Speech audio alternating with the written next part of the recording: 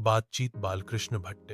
इसे तो सभी स्वीकार करेंगे कि अनेक प्रकार की शक्तियों में जो वरदान की भांति ईश्वर ने मनुष्यों को दी है, वाक्शक्ति भी एक है। यदि मनुष्य की और इंद्रियां अपनी अपनी शक्तियों से अविकल रहती और वाक्शक्ति उसमें न होती, तो हम नहीं जानते कि इस गूंगी सृष्टि का क्या हाल होता।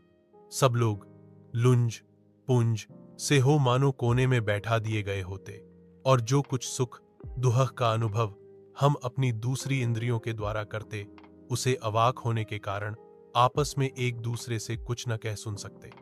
इस वाक्शक्ति के अनेक आयदों में स्पीच, वक्तृता और बातचीत दोनों है, किंतु स्पीच से बातचीत का कुछ ढंग ही निराला है। बातचीत में वक्ता को नाज नखरा जाहिर करने का मौका नहीं दिया जाता कि वह एक बड़े अंदाज से गिनकर पांव रखता हुआ पुलपिट पर जा खड़ा हो और पुण्यवाचन या नांदी पाठ की भांति घड़ियों तक साहबान मजलिस, चेयरमैन, लेडीज एंड जेंटलमैन की बहुत सी स्तुति कर कराए, तब किसी तरह वक्तृता का प्रारंभ करे।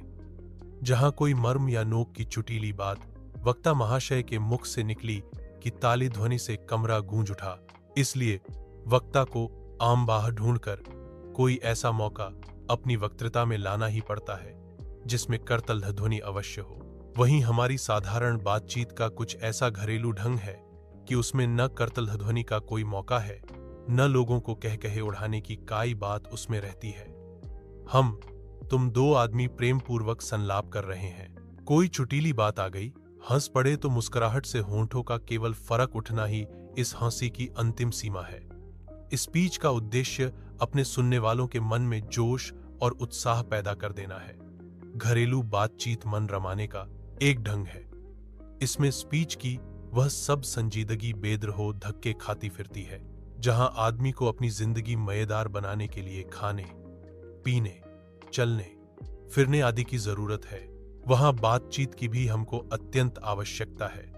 जो कुछ मवाद या धुआं जमा रहता है, वह बातचीत के जरिए भाव बन बाहर निकल पड़ता है। चित्त हल्का और स्वच्छ हो परम आनंद में मग्न हो जाता है।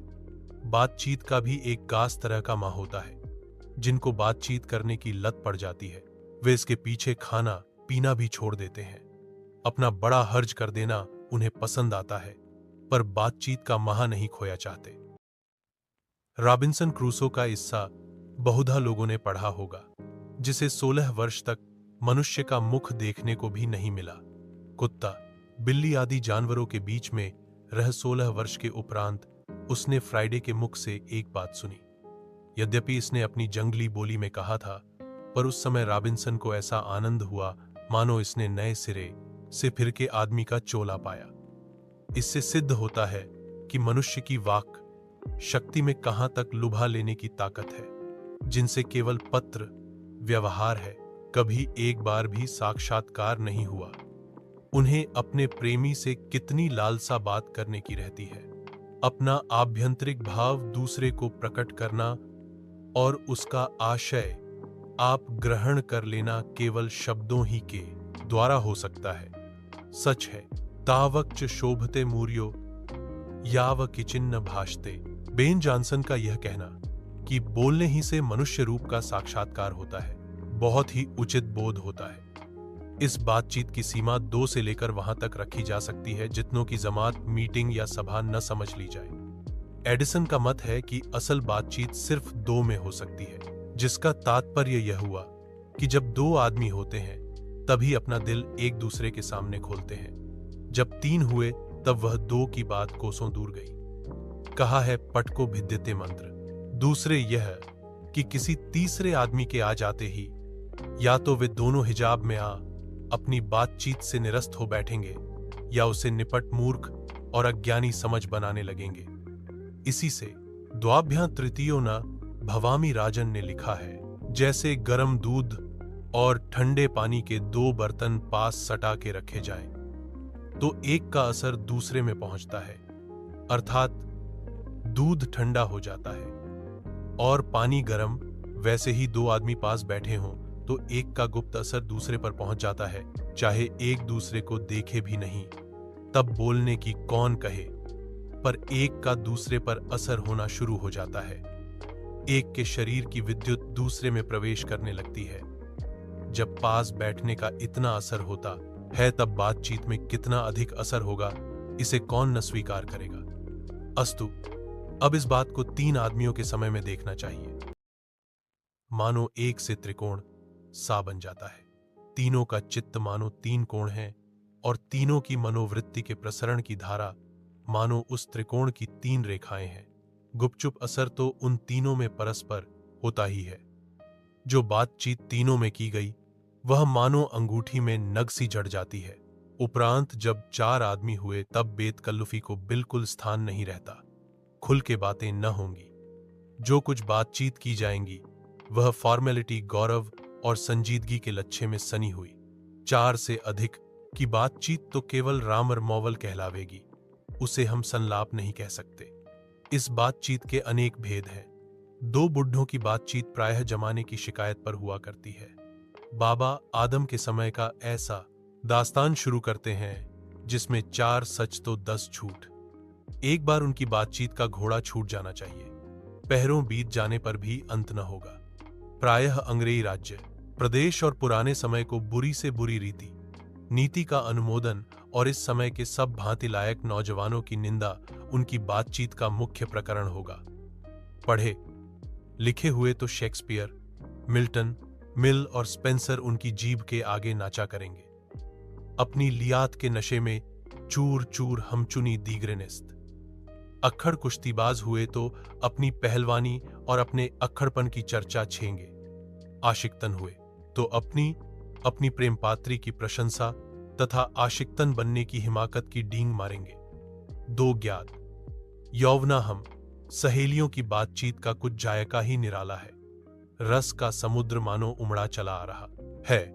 इसका पूरा स्वाद उन्हीं से पूछना चाहिए जिन्हें ऐसों की रसनी बातें सुनने को कभी भाग्य लड़ा है। ऊर्ध्वझरती बुढ़ियों की बातचीत का मुख्य प्रकरण बहू बेटी वाली हुई तो अपनी बहुओं या बेटों का गिला शिकवा होगा या बिरादराने का कोई ऐसा रामरसरा छेड़ बैठेंगी कि बात करते करते अंत में खोड़े दांत निकाल ललनाने लगेंगी। लड़कों की बातचीत खिलाड़ी हुए तो अपनी आवारगी की तारीफ करने के बाद कोई ऐसी सलाह गांठेंगे जिसमें उनको अपनी शैतानी जाहिर करने का पूरा मौका मिले। स्कूल के लड़कों की बातचीत का उद्देश्य अपने उस्ताद की शिकायत या तारीफ या अपने सहपाठियों में किसी के गुण का कथोपकथन होता है। पढ़ने में तेज हुआ तो कभी अपने मुकाबले दूसरे को फौकौयत न देगा। सुस्त और बोदा हुआ तो दबी बिल्ली का सा स्कूल भर को अपना गुरु ही मानेगा। अलावा इसके बातचीत की और बहुत सी किस्में हैं। राजकाज की बात, व्यापार संबंधी बातचीत, 2 मित्रों में प्रेमालाप इत्यादि। हमारे देश में नीच जाति के लोगों में बदकही होती है। लड़की लड़के वाले की ओर से एक आदमी बिचवई होकर दोनों के विवाह संबंध की कुछ बातचीत करते हैं।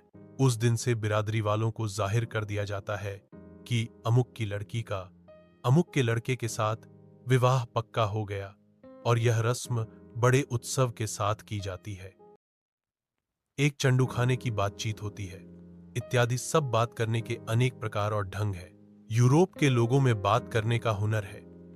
आर्ट ऑफ कन्वर्सेशन यहां तक बढ़ा है कि स्पीच और लेख दोनों इसे नहीं पाते। इसकी पूर्ण शोभा काव्य, कला, प्रवीण विद्वान मंडली में है। ऐसे चतुराई के प्रसंग छेड़े जाते हैं कि जिन्हें सुन कान को अत्यंत सुख मिलता है। सुहृद गोष्ठी इसी का नाम है। सुहृद गोष्ठी की बातचीत की यह तारीफ है कि बात करने वालों की लियात अथवा पांडित्य का अभिमान या कपट कहीं एक बात में न प्रकट हो, वरन जितने क्रम रसाभास पैदा करने वाले सभी को बरतते हुए चतुर सयाने अपनी बातचीत को अक्रम रखते हैं, वह हमारे आधुनिक शुष्क पंडितों की बातचीत में, जिसे शास्त्रार्थ कहते हैं, कभी आवेगा ही नहीं। मुर्ग और बटेर की लड़ाइयों की झपटी के समान जिनकी नीरस कांव में सरस संलाप की तो चर्चा ही चलाना व्यर्थ है, वरन कपट और एक दूसरे को अपने पांडित्य के प्रकाश से बाद में परास्त करने का संघर्ष आदि रसाभास की सामग्री वहां बहुत आयत के साथ आपको मिलेगी। घंटे भर तक कांव करते रहेंगे तो कुछ न होगा। बड़ी बड़ी कंपनी और कारखाने आदि बड़े से बड़े काम इसी तरह पहले 2-4 दिल्ली दोस्तों की बातचीत ही से शुरू किए गए। उपरांत बढ़ते बढ़ते यहां तक बढ़े कि हजारों मनुष्यों को उससे जीविका और लाखों की साल में आमदनी उसमें है। 25 वर्ष के ऊपर वालों की बातचीत अवश्य ही कुछ न कुछ सारगर्भित होगी, अनुभव और दूरंदेशी से गाली न होगी। और 50 से नीचे की बातचीत में यद्यपि अनुभव, दूरदर्शिता और गौरव नहीं पाया जाता, पर इसमें एक प्रकार का ऐसा दिल बहलाव और ताजगी रहती है जिसकी मिठास उससे 10 गुना अधिक चढ़ी बढ़ी है। यहां तक हमने बाहरी बातचीत का हाल लिखा, जिसमें दूसरे फरीक के होने की बहुत आवश्यकता है, बिना किसी दूसरे मनुष्य के हुए, जो किसी तरह संभव नहीं है और जो दो ही तरह पर हो सकती है, या तो कोई हमारे यहां कृपा करे या हम ही जाकर दूसरे को सर्राज करे। पर यह सब तो दुनियादारी है, जिसमें कभी कभी रसाभास होते देर नहीं लगती, क्योंकि जो महाशय अपने यहां पधारे उनकी पूरी दिलजोई न हो सकी तो शिष्टाचार में त्रुटि हुई। अगर हम ही उनके यहां गए तो पहले तो बिना बुलाए जाना ही अनादर का मूल है, और जाने पर अपने मन माफिफ बर्ताव न किया गया तो मानो एक दूसरे प्रकार का नया धाव हुआ। इसीलिए सबसे उत्तम प्रकार बातचीत करने का हम यही समझते हैं कि हम वह शक्ति अपने में पैदा कर सकें कि अपने आप बात कर लिया करें। हमारी भीतरी मनोवृत्ति जो प्रतिक्षण नए नए रंग दिखाया करती है, और जो वह प्रपंचात्मक संसार का एक बड़ा भारी आईना है, जिसमें जैसी चाहो वैसी सूरत देख लेना कुछ दुर्घट बात नहीं है, और जो एक ऐसा चमनिस्तान है जिसमें हर इस्म के बेलबूटे खिले हुए हैं। इस चमनिस्तान की सैर में क्या कम दिल बहलाव है। मित्रों का प्रेमालाप कभी इसकी 16वीं कला तक भी नहीं पहुंच सका। इसी सैर का नाम ध्यान या मनोयोग या चित्त को एकाग्र करना है, जिसका साधन 1-2 दिन का काम नहीं, साल हा साल के अभ्यास के उपरांत यदि हम थोड़ा भी अपनी मनोवृत्ति स्थिर कर अजान हो अपने मन के साथ बातचीत कर सकें तो मानो अति भाग्य। एक वाक्शक्ति मात्र के दमन से न जानिए कितने प्रकार का दमन हो गया। हमारी जिह्वा जो कतरनी के समान सदा स्वच्छंद चला करती है, उसे यदि हमने दबाकर काबू में कर लिया तो क्रोधाधिक बड़े बड़े अजेय शत्रुओं को बिना प्रयास जीत अपने वश कर डाला। इसलिए अवाक रहकर अपने आप बातचीत करने का यह साधन यावत साधनों का मूल है, शांति का परम पूज्य मंदिर है, परमार्थ का एकमात्र सोपान है। स्रोत पुस्तक हिंदी निबंधमाला, पहला भाग, पृष्ठ 120, संपादक श्याम सुंदर दास, रचनाकार पल, बालकृष्ण भट्ट, प्रकाशन नागरी प्रचारिणी सभा।